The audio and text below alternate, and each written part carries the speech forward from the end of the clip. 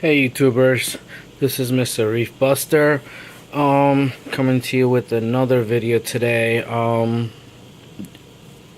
This video is just to show you guys what my tank is looking like after I did the complete substrate change. So I just finished putting in all the live sand in the tank, and just did a quick restructure of the live rocks in the tank. Just a quick one, just so they're not scattered everywhere like they were before, because it's temporary. And just to show you how ugly this tank is looking right now, it's horrendous. There is sand everywhere. Now, when I purchased or decided to go with the pink Fiji Argolive sand, I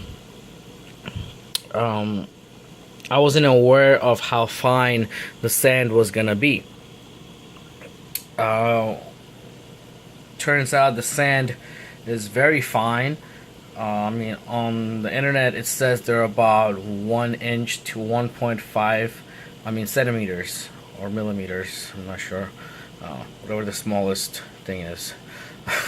Sorry. Yeah. I believe they're millimeters. 1 millimeters to 1.5 millimeters in length. I thought they would be big enough so the wind they wouldn't get blown over everywhere, but they did. So if you guys are thinking about doing a substrate change and you have high flow inside your tank, I suggest you go with a different sand, something that's more than 1.5 millimeters thick, length. Yeah, so it all depends on your flow.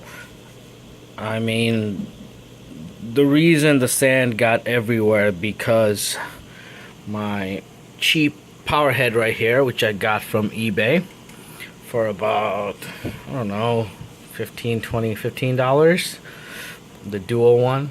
It's dual. What was happening with that is every time I did sand, put a little bit of sand in, this thing would keep coming off its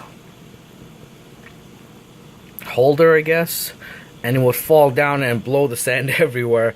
And as you can see, sand all over my rocks, all over my corals.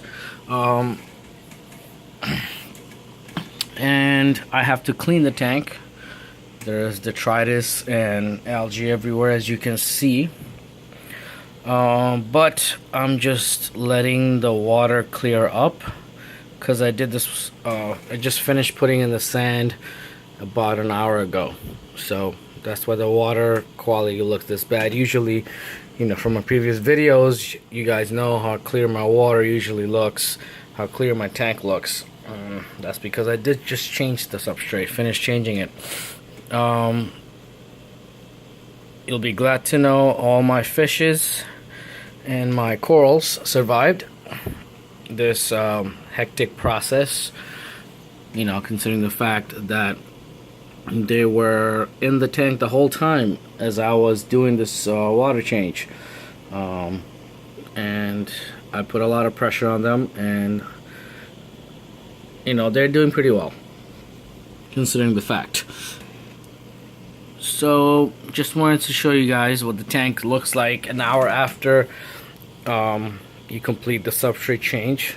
Now what's gonna be happening is tomorrow, after water clears up, I'm gonna do a water test again. I did a test today before I did added the last bag of live sand.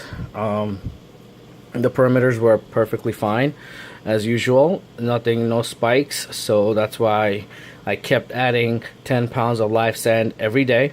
Took me 4 days to finish it. Today was the last day, and I fed my fish right before I did the change, so they're not so upset about being disturbed with the sand and everything. And I'm still waiting on my dry rocks to cure. That might take a little longer than I was expecting it to be. That's how it works sometimes. Sometimes it takes longer, sometimes it happens fast. I'm gonna do a water test on this tank and the water test inside my dry rock mini aquarium, or a bucket as I like to call it.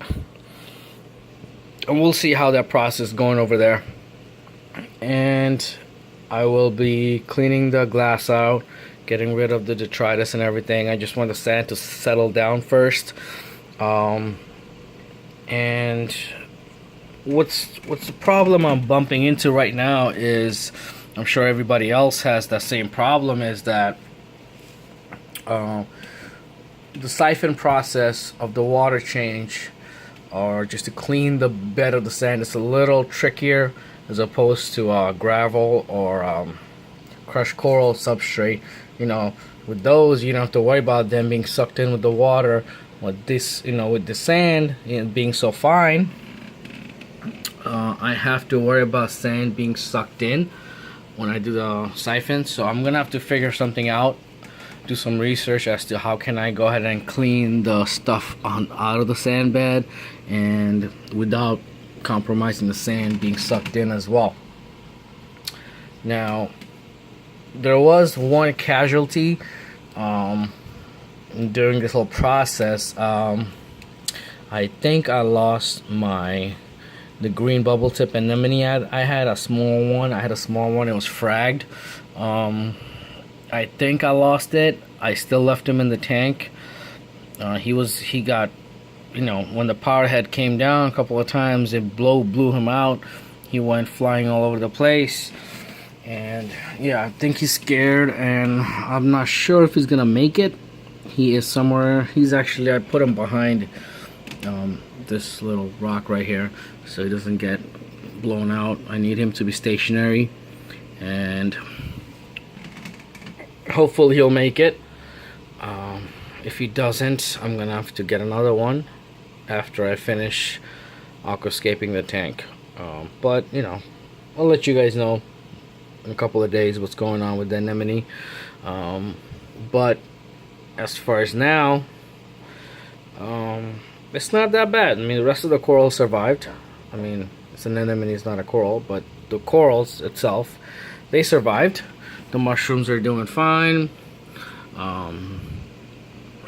and so is the torch, the colt, and the pipe organ. The pipe organ, yeah, he's been through a little bit of, as you can see, he's been through a lot. He's been through some battle. Hopefully he'll come around. I'm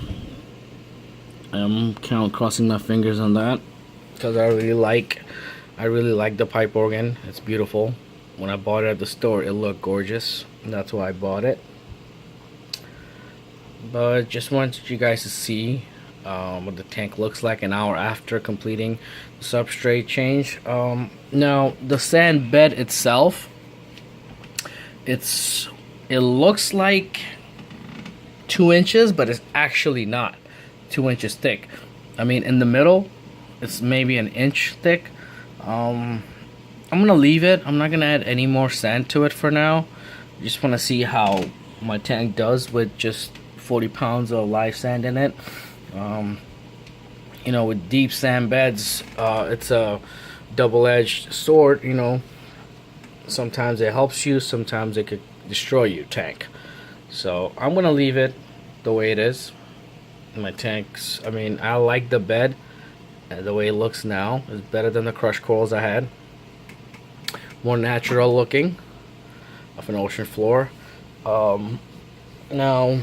Now that I'm done, like I said in my first video about the substrate change, I'm gonna have to get some cleanup crews, which means I'm gonna have to get some snails, another cleaner shrimp, a goby maybe, you know, strictly for the sand bed.